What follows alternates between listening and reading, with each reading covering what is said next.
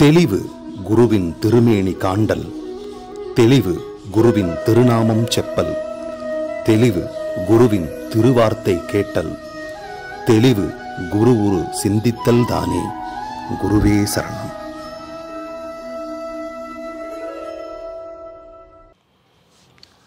சரி, இப்போ ஒரு விஷயம். இப்போது நம்ம பிறந்து இவ்வளோ வயசாயிருச்சு, நமக்கு இப்போ வாழ்க்கையில் என்னென்ன நடந்துட்டு இருக்குது, இதுக்கு தலை விதி கர்மா நம்ம பேர் வச்சுக்கிறோம். பட் நமக்கு என்னன்னே தெரியல. இப்போ ஒரு விஷயத்த நான் உங்களுக்கு சொல்லி கொடுக்குற புரியிற மாதிரி. இப்போ இந்த தம்பிக்கிட்ட வந்து இந்த ஃபோட்டோவை தொடன்னு சொல்கிறேன். இன்னைக்கு ஞாயிற்றுக்கிழமை, இன்னைக்கு இந்த ஃபோட்டோவை தொடன்னு சொல்லிடுறேன். காலையிலேருந்து மத்தியானம் வரைக்கும் தொட, சாப்பிட்டுக்கோ, மறுபடியும் மத்தியானத்துலேருந்து சாயந்தரம் வரைக்கும் தொட, போய் படுத்து தூங்கிருன்னு சொல்கிறேன். இவன் டெய்லி இந்த ஃபோட்டோவை தொடச்சிக்கிட்டே இருக்கிறான். ஞாயிறு, திங்கள், செவ்வாய், வாரம் முழுவதும் துடைக்கிறான். நல்லா கவனிச்சுக்கோங்க நான் சொல்கிறத. புரிஞ்சிச்சுன்னா சிஷ்யத்தன்மையில் வந்துட்டீங்கன்னு அர்த்தம். மாதம் முழுவதும் துடைக்கிறான், வருடம் முழுவதும் துடைக்கிறான், இந்த பிறவி முழுவதும் துடைக்கிறான். சரி, இப்போ இவனுக்கு ரொம்ப வருஷம் ஆயிடுச்சு, திரும்பவும் கொண்டு வந்து இந்த போட்டோவை துடைக்க வச்சா இவனுக்கு சலிப்புத்தன்மை வருமா வராதா? கரெக்டாக சொல்லுங்க. கண்டிப்பாக வந்துடும். இவனுக்கு தெரிஞ்சிருச்சு. நம்ம குருநாதர் என்ன சொல்லுவார்? ஃபோட்டோவை துடைக்க சொல்லுவார். அவனுக்கு தெரிஞ்சிருச்சா தெரியல, இந்த விளையாட்டு மாதிரி அவனுக்கு தெரிஞ்சிருச்சு. அப்போது அவனுக்கு ஒரு சலிப்புத்தன்மை வந்துடும். ஸோ இது மேலே அவனுக்கு ஒரு பற்று இல்லாமல் போயிடும். என்னடா எப்போ பார்த்தாலும் இதையே துடைக்க சொல்கிறாருன்னு. நல்ல புத்தி உள்ள பையன் அதை தெரிஞ்சுக்குவான். ஃபோட்டோ துடைக்கிறது சலிப்பு தன்மையாயிருச்சு, இந்த செயல் நமக்கு வேண்டாம், வேறு ஏதாவது செயல் இருந்தால் கொடுங்கன்னு சொல்லுவானா மாட்டானா? அட்லீஸ்ட் மனசாலையாவது நினைப்பான். அப்போ அவன் விழிப்புணர்வில் இருக்கிறான். அவனுக்கு தெரிஞ்சிருச்சு நம்ம ஃபோட்டோ தான் துடைச்சிக்கிட்டு இருந்தோம் இவ்வளோ நாளாங்கிற புத்தி என்னைக்கு அவனுக்கு தெரிஞ்சிருச்சோ, இனிமேல் அவன் ஃபோட்டோ துடைக்க மாட்டான். கரெக்டாக இல்லையா?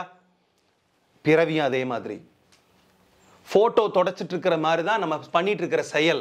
ஆனால் நமக்கு தெரியல. நான் சொல்கிறது நல்லா உள்வாங்கிக்கிட்டீங்கன்னா நான் சொல்ல வர்றது என்ன நான் புரிஞ்சிடும், சிஷ்யத்தன்மைக்குள்ளே வந்துடலாம்.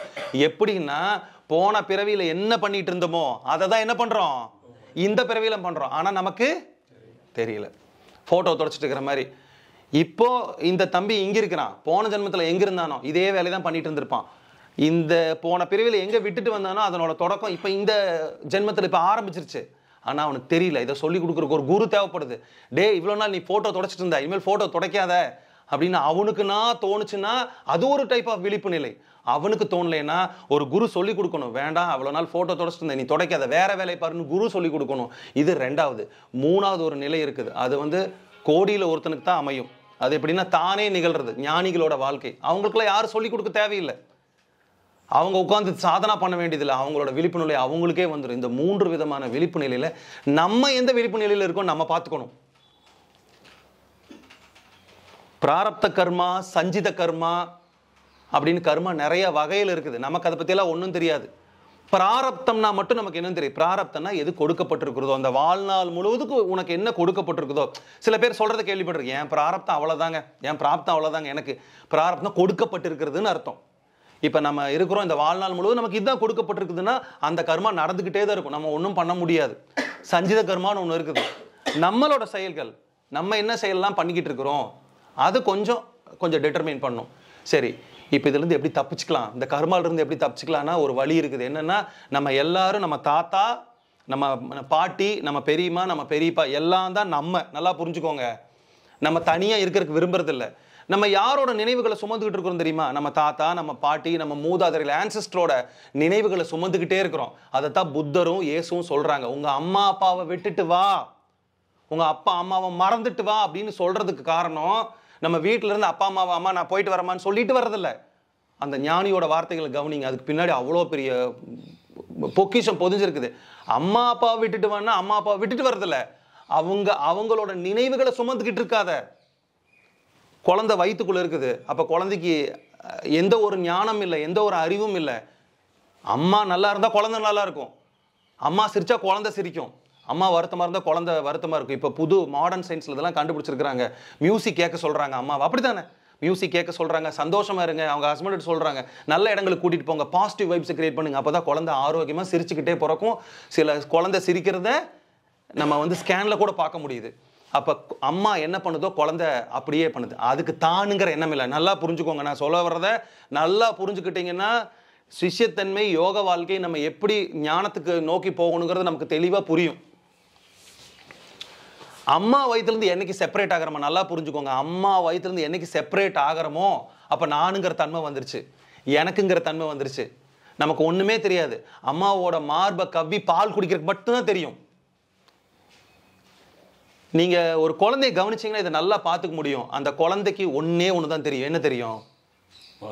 பால் குடிக்கிறதுக்கு மட்டும் தெரியும். எதை எடுத்தாலும் எங்கே கொண்டு போய்க்கும்? வாய்க்கு கொண்டு போய்க்கும். ஏன்னா அதுக்கு ஒன்றும் தெரியாது. நல்லா கவனிச்சு பாருங்க. எந்த ஒரு குழந்தையும் அம்மா மாறிலிருந்து பிச்சை எடுக்கணும். இது நம்ம அம்மா, நம்ம சகோதரி எல்லாத்துக்கும் தெரிஞ்ச விஷயம். என்ன பண்ண அந்த குழந்தைய சில பாட்டி சொல்லுவாங்க, போதும் பால் கொடுத்தது நிறுத்துன்னு சொல்லுவாங்களா இல்லையா? ஏன் சொல்கிறாங்கன்னா அந்த குழந்தைக்கு தெரியாது, எவ்வளோ குடிக்கணும் தெரியாது. அதுக்கு என்ன தெரியுமா? இப்போ இந்த மாறை விட்டுட்டேன்னா அது மாறுன்னு கூட அதுக்கு தெரியாது. என்ன நான் என்னமோ பிடிச்சி குடிச்சிட்டு இருக்கிறேன், அதில் எனக்கு தேவையான உணவு வந்துட்டு இருக்குது, இப்போ விட்டா அது கிடைக்குமா கிடைக்காதுன்னு கூட அதுக்கு தெரியாது.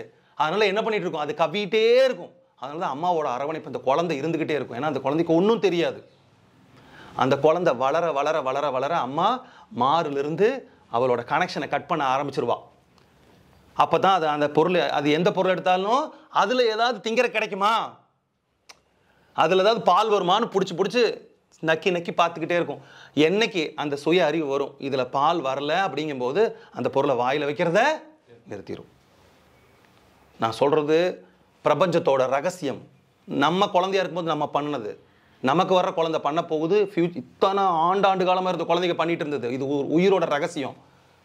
அம்மாவோட வயிற்றுக்குள்ளே நம்ம இருக்கும்போது நமக்கு மூச்சு கிடையாது.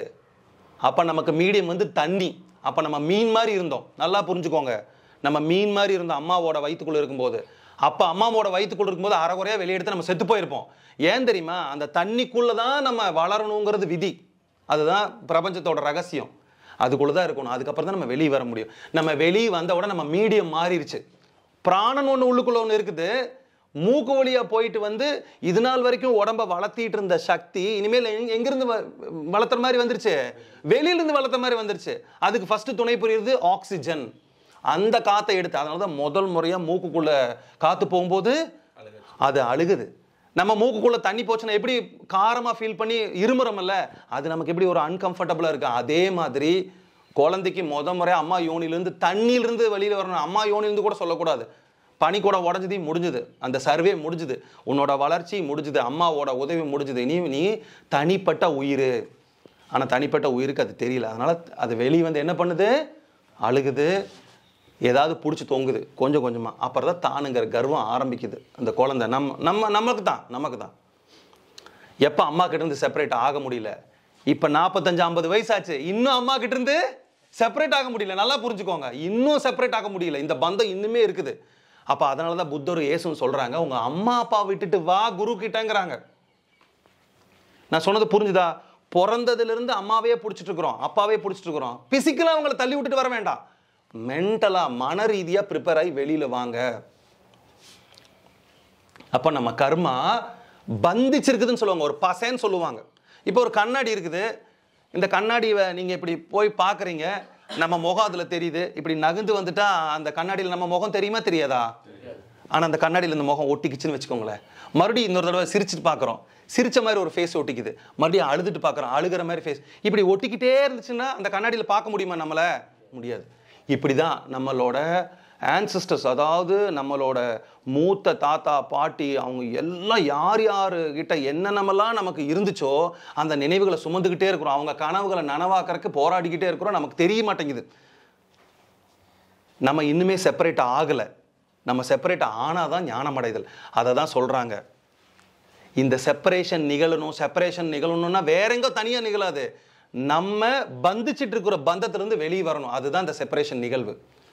அது அகங்காரத்தை டெமாலிஷ் பண்ணுறது. என்னென்னா தானுங்கிற அகங்காரம் நல்லது. எப்போ நான் எங்கள் அம்மா அப்பாவை சேர்ந்தவன் இல்லை. சில பேர் பாருங்கள், நம்ம குழந்தைய எடுத்து பார்க்கும்போது, நம்ம சொந்தக்காரங்களை எடுத்து பார்த்து தாத்தா மாதிரியே புருவம், தாத்தா மாதிரியே மூக்கு, பாட்டி மாதிரியே நடக்கிறான்லாம் சொல்கிறதுக்கு காரணம் என்னென்னா, நம்ம அவங்களோட அடையாளங்களை சுமந்துட்டு வரோம், அவங்களோட நினைவுகளை சுமந்துட்டு வரோம். நல்லா புரிஞ்சுக்கோங்க, நினைவுகளை சுமந்துட்டு வரோம்.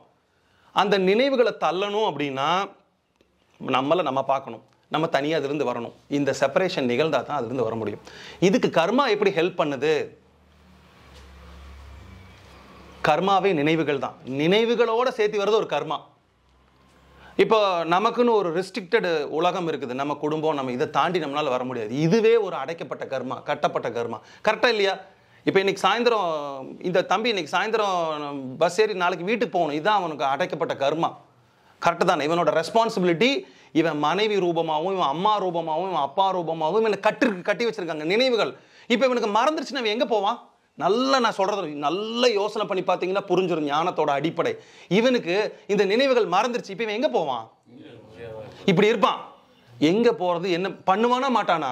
ஆனா இவனுக்கு நினைவு இருக்குது, எங்க அம்மா, எங்க அப்பா, என்னோட மனைவி, என்னோட வீடுன்னு நினைவு இருக்குது. அப்ப நம்ம நினைவுகளை சுமந்துட்டு இருக்கிறோமா இல்லையா? ஞானிகளுக்கு இந்த நினைவுகளை சுமந்துட்டு இருக்கிற தேவையை அவசியப்படாதுல. ஆனா அதுக்காக நம்ம அப்பா அம்மாவை தள்ளி வச்சு, பொண்டாட்டி தள்ளி வச்சுட்டு வாழ்றது இல்லை, மனதளவில் தள்ளி வைக்கிறது. அதுக்கு பேர் தான் பிரம்மச்சரியம். பிரம்மத்துக்கு சரியம், பிரம்மத்துக்கு அனுசரித்து நடக்கிறது பேர் தான் பிரம்மச்சரியம். ஒரு பெண்ணோட புணராம இருக்கிறதுக்கு பேர் பிரம்மச்சரியம் கிடையாது. நம்ம மனதளவில் எதுலையுமே ஸ்டிக் ஆன் பண்ணாம, ஒட்டிக்காம, பிடிச்சி நிற்காம இருக்கிறதுக்கு பேர் தான் பிரம்மச்சரியம். அப்போ இந்த கர்மாங்கிற கான்செப்ட் என்ன அப்படின்னா, நினைவுகளோட தொகுப்பு தான் பயங்கரமாக நம்மளை ஆட்டு வைக்குது. இந்த நினைவுகளோட தொகுப்புலேருந்து நம்ம ரிலீஸ் ஆகிக்கிறது பேர் தான் ஞானம் அடைதல். அப்போ இது ஒரு புத்தருக்கு நடந்துருச்சு, சிவானந்தர் அப்பாவுக்கு நடந்துச்சு, நம்ம அப்பாவுக்கு நடந்துருச்சு அப்படின்னா, புத்தர் இருந்த காலத்தில் கூட அவருக்கு அதுலேருந்து கழுண்டு வந்துட்டார். ஆனாலும் பிராரப்த கர்மான்னு ஒன்று இருக்குது. அவர் ஒரு 100 வயசு, எக்ஸாம்பிளுக்கு ஒரு 100 வயசுக்கு பிராரப்தம் அவருக்கு இருக்குது. நல்லா புரிஞ்சுக்கோங்க. ஏன் நம்மளோட சில ஞானிகள் 35 வயசில் போயிடுறாங்க, சில ஞானிகள் 40 வயசு, சில ஞானிகள் 120. என்னன்னா அவங்களுக்கு பிராரப்தம் இருக்குது, பிராரப்த கர்மா. அந்த பிராரப்த கர்மா முடிக்காம அவங்க போக முடியாது. அதனால தான் புத்தர் அவர்கள் இருந்த பொழுது ஒரு யானை வந்து அவர் அடிக்க தும்பிக்கையை தூங்கும் போது அவர் ஒன்றுமே பண்ணாமல் வெறுமன ஸ்டேட் ஆஃப் நான் டூயிங்கில் இருந்தார். அப்போ ஆனந்தா கேட்குறாரு, நீ ஞானம் அடைஞ்சவன் தானே, நீ இப்படின்னா அந்த யானை நின்றுக்கும் தானே, உன்னை அடிக்க வர வரைக்கும் நீ ஏன் பார்த்துக்கிட்டு இருந்தா? அடிச்சிருந்தா என்ன இருக்கு, நீ செத்து போனா நான் யாருக்கு பதில் சொல்லுவேன்னு ஆனந்தா துடிக்கிறாரு. அப்போ புத்தர் சொல்கிற ஆன்சர் கவனிங்க. என்னோட ப்ரீவியஸ் பர்த்தில் நான் அதுக்கு ஒரு தீங்கு விளைவிச்சிருந்தேன், அது என்னை திருப்பி அதை கழிச்சுக்க வந்திருக்குது. 2 + 2 0 முடிஞ்சு போச்சா? நான் சொன்னது புரிஞ்சுதா இல்லையா? 2 = 2, 2 அடிச்சிச்சு 0. இங்கே 2 இருக்குது, இங்கே மறுபடியும் ஒரு 4 பண்ணினீங்கன்னா நாட் ஈக்குவல் ஆகாது. அப்போ இங்கே கொஞ்சம் சேர்ந்துருச்சு, 2 சேர்ந்துருச்சு. மறுபடியும் இந்த 2 கறிக்கிறதுக்கு மறுபடியும் ஒரு 4 வரணுமா இல்லையா? இந்த ரைட் சைடில் 4 இருக்குது, இங்கே 2 தான் இருக்குது. மறுபடியும் ஒரு பிறவி எடுத்து இங்கே 4 வர வரைக்கும் வெயிட் பண்ணி 4 = 4 0 அப்படி கொண்டு வரணும். புத்தர் அதை பண்ண விரும்பல. அவர் சொல்றாரு, என்னோட பிராரப்த கர்மா படி அந்த யானை இப்படி அடிக்க வேண்டியது இருக்குது, அடிச்சுட்டு போகட்டும், அடிச்சா பரவாயில்லன்னு வெறுமனே இருந்தார். அப்போ பிராரப்தம் ஏன் ஒரு யோகி, ஒரு ஞானி ஞானம் அடைஞ்சு அந்த உலகத்தை விட்டு போயிட வேண்டியது தானே? ஏன் தொடையில் கேன்சரை வாங்கிட்டு இருக்கணும், கீழே விழுந்து ஏன் காலை உடைக்கணும், எக்ஸ்ரே ஏன் எடுக்கணும், ஹாஸ்பிட்டல் இருக்குன்னா பிராரப்த கர்மாவை முடிச்சு தான் ஆகணும், இல்லைன்னா போக முடியாது. அதனால தான் அவங்க நிற்கிறாங்க, அவ்வளோ வருஷம் நிற்கணும். நம்மளோட பிராரப்த கர்மா நமக்கு தெரியாது. நமக்கு தெரிஞ்சது சஞ்சித கர்மா. சஞ்சித கர்மானா இப்போ என்ன பண்ணுறோம், இந்த செயலை என்ன பண்ணுறோம், அதில் என்ன விளையுதோ அதில் நம்ம போய்கிட்டு இருக்கிறோம். நான் சொன்னது புரிஞ்சுதா இல்லையா? நான் சொன்னது புரிஞ்சிச்சுன்னா சிஷ்யத்தன்மைக்குள்ளே வந்துடலாம். கர்மா பற்றின விஷயத்த வந்து கிளியர் கட்டாக நம்மளால் இருந்துக்க முடியும். ஏன்னா இந்த கர்மா கன்ஃபியூஸ் பண்ணி விட்டுருவாங்க. செலுத்தும் வழிக்கே செல்லு, போகிற இடத்துக்கே போகிற. அப்போ நமக்கு சுய சிந்தனை இல்லையா? இப்போ நம்ம நடந்து போகிறோம், ஒரு மலம் இருக்குது, நம்ம மிதிச்சிட மாட்டோமா? மலத்தை நீங்கள் தெரியாமல் மிதிப்பீங்க, அதுக்கு பேர் பிராரப்த கர்மா. தெரிஞ்சால் மிதிப்பீங்களா? அது சஞ்சித கர்மா. இதுக்கு முன்னாடி நான் தெளிவாக சொல்லி கொடுத்துருக்குறேன். நம்மளால ஒரு கையை தூக்க முடியும், இடது கை தூக்க முடியும், வலது கை தூக்க முடியும், வலது காலை தூக்க முடியும், இடது காலை அட் அ டைமில் தூக்க முடியும், விழுந்துருவோம். அப்போ இதெல்லாம் நம்மளால பண்ண முடிகிற கர்மா. நம்மளால பண்ண முடியாத கர்மா நமக்கு ஒரு லாக் இருக்குது என்றைக்குமே. அந்த லாக்கை பேஸ் பண்ணி நம்மளால ஓட முடியாது. இப்போ இதுக்கு முன்னாடி சொன்னேன்ல, இவனுக்கு மனைவி இருக்குது, அம்மா அப்பா இருக்குது, இந்த கிளாஸ் முடிச்சது இவன் அங்கே தான் போயாகணும், அது ஒரு லாக்கு. நான் இந்த கிளாஸ் முடிச்சது எங்கள் வீட்டுக்கு போயாகணும், அது என்னோட லாக்கு. சரி, நான் இந்த கிளாஸ் முடிச்சது அப்படி ரோட்டில் போய் இப்படி ஆனந்தமாக தியானத்தில் உட்காந்துக்க முடியுமா? என் பிராரப்த கர்மா என்ன அப்படி விடாது. ஆனால் என் சஞ்சித கர்மா வச்சு நான் பிராரப்த கர்மாவை பிடிக்க முடியும், 100% பிடிக்க முடியும். அதுக்கு தான் குருநாதர், யோகி, ஞானியெல்லாம் நமக்கு ஒரு வழிவகை சொல்லி கொடுக்குறாங்க. எப்படி இதை கொண்டு வரலாம், எப்படி ப்ராக்டிஸ் பண்ணலாம் டெய்லி லைஃப்பில். இந்த ஞானம் இருந்துட்டா போதுங்க. அப்பா அம்மா சொல்லி கொடுக்குற விஷயம், சமுதாயம் சொல்லி கொடுக்குற விஷயம், இது எல்லாத்துலேயும் இருந்து கொஞ்சம் செப்பரேட் ஆகிறதுக்கு தன்மை கண்டுபிடிச்சிக்கிறதுக்கு பேர் தான் விழிப்புள்ளிலே ஞானம் அடையுது. குருமார்களெல்லாம் அதைத்தான் சொல்லிக்கிட்டே இருக்கிறாங்க. நீ தனியாக இரு, தனியாக இரு. தனியாக இருனா வீட்டை விட்டு ஓடி வர்றதில்லை, நினைவுகளில் தனியாக இரு.